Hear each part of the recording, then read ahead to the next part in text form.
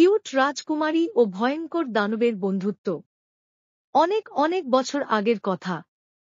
৭ পাহাড়, ৩ নদী আর এক বিশাল অরণ্যের মাঝখানে ছিল এক মোহময় রাজ্য, চন্দ্রদ্বীপ। এই রাজ্যের একমাত্র রাজকন্যা ছিল তিলোত্তমা।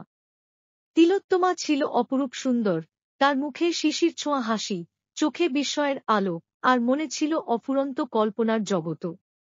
সে ছিল অদ্ভুত রকমের কিউট, তার গোলাপি গাল, দুধসাদা ত্বক আর পুঁতির মতন টককে চোখ দেখে যে কেউ মুগ্ধ হয়ে যেত। রাজ্যের সবাই তাকে ভালোবাসলেও সে ছিল খুব একা। রাজপ্রাসাদের দেয়ালের মধ্যে আটকে থাকা জীবন তাকে কখনো খুশি করতে পারেনি। সে চাইত আকাশ ছোঁয়ার স্বাধীনতা, গাছ বেয়ে ওঠা খেলা, নদীতে পা ডুবিয়ে গল্প বলা। কিন্তু সবাই বলত, তুমি তো রাজকন্যা, এসব তোমার জন্য নয়।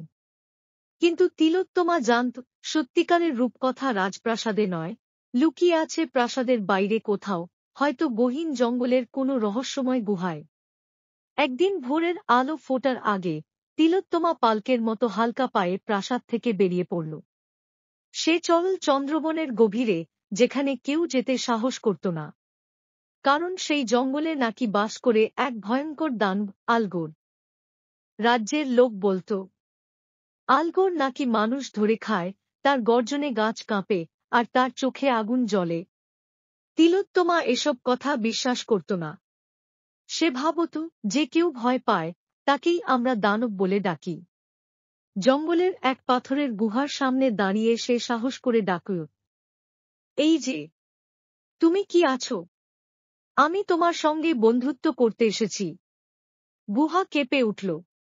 ভেতর থেকে বেরিয়ে এল এক বিশাল ছায়ামূর্তি, আলোক ছায়ার মাঝে দাঁড়িয়েছিল দানব আলগোর।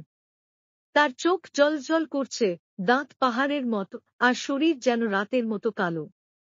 কিন্তু তার কণ্ঠস্বর আশ্চর্যরকম শান্ত।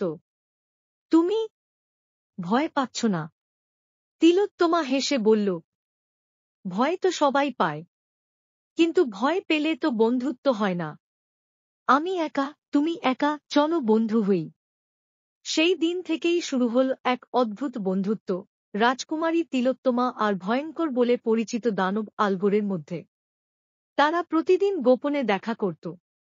তিলোত্তমা গল্প বলত, হাসত, গাছ বেয়ে উঠত, আর আলগোর তাকে দেখাত তার জগৎ, গোপন গুহা যেখানে তারা জমা পড়ে, পাহাড়ের কোল ঘেঁষে ঝর্ণার গান, আর তার লুকিয়ে থাকা আবেগ।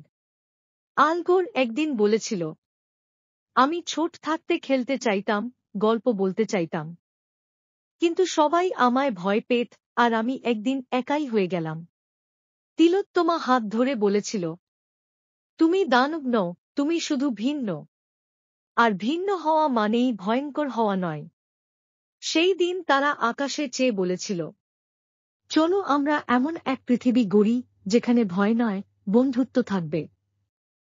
কিন্তু একদিন বিপদ এল। রাজ্যের কিছু সৈন্য বনে টহল দিতে গিয়ে দেখে রাজকুমারী এক বিশাল দানবের পাশে দাঁড়িয়ে। তারা চিৎকার করে বলে, রাজকন্যা বিপদে, দানব তাকে বন্দী করেছে। তলোয়ার উঁচু করে সৈন্যরা আক্রমণ করতে উদ্যত হয়।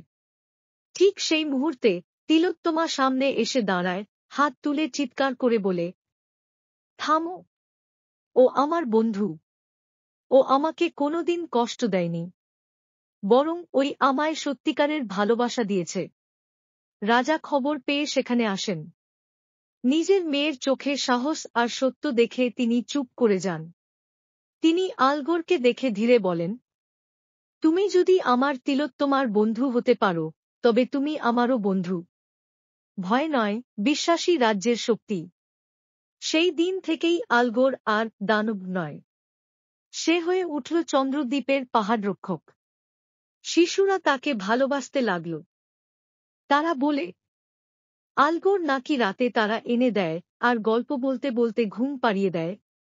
তিলোত্তমা ও আলগোর একসঙ্গে একটি স্কুল গড়ে তোলে, যেখানে শেখানো হয়, ভয় নয়, বোঝাপড়াই সব থেকে বড় শক্তি। তাদের বন্ধুত্বের গল্প ছড়িয়ে পড়ে দূর দূরান্তে। এক রাজকুমারী আর এক ভয়ঙ্কর দানব কিভাবে একসঙ্গে গড়ে তুলল এক ভালোবাসার সেতু।